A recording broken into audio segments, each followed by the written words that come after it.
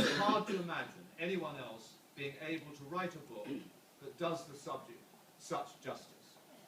My lords, ladies and gentlemen, I commend Baghdad, City of Peace, City of Blood to you, and I now give way to its author, Justin Marozzi.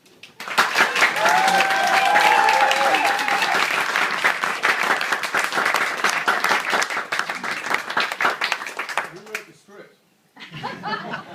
James, thank you very much for that incredibly kind and generous and occasionally salacious introduction.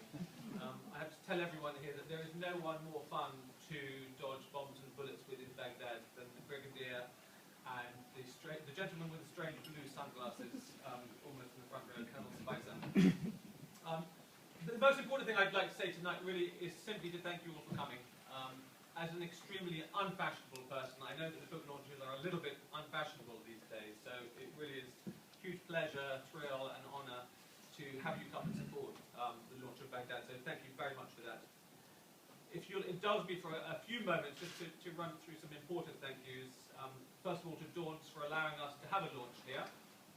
To my splendid agent Georgina for coming up with this idea. There you go, Chris, thanks. Came up with the idea of a history of Baghdad, which was sort of beneath our noses for a few years, and it took a while to realise. So, stroke of genius, George. Thank you very much for that. Stuart and the team at Penguin. Stuart certainly made my life extremely difficult over the last couple of years, but always for the right reasons. And I'm really happy to say I think the book is much, much better for his hugely brilliant work on it, and Penn and the rest of the team. Thank you very much for Penguin. Those noted warrior businessmen, Tim Spicer and the Brigadier James Ellery, thank you for giving me a job in the middle of an Al-Qaeda-led insurgency in Iraq. It worked out in the end. And finally, to my beloved wife Julia for being extremely patient and putting up with very prolonged absences in Baghdad and elsewhere.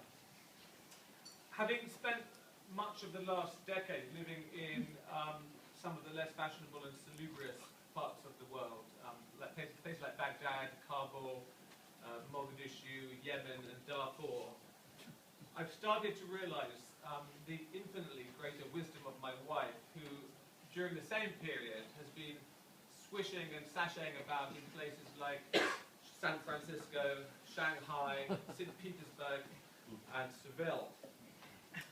And this discovery came home to me very strongly in February when I returned to my bijou residence in Mogadishu to find that Al-Shabaab, the mad beardies of Somalia, had redecorated my bedroom and bullet holes everywhere. Most unforgivably of all, they shot through my John Lewis goose down mattress topper. So after all that excitement, I think perhaps the next choice of book needs to be something a little calmer, a history of Norfolk coastline. James is quite right to mention sex. There is quite a bit of it in the book. I hasten to add there are some more serious things as well. Lots of famine, torture, violence, epic battles and all that sort of thing. But for those among you tonight who make it to chapter 2 perhaps, I hope you'll be entertained by the story of 3 concubines competing for control of the great Harun al-Rashid's towering erection. Straight out of the 1001 Nights.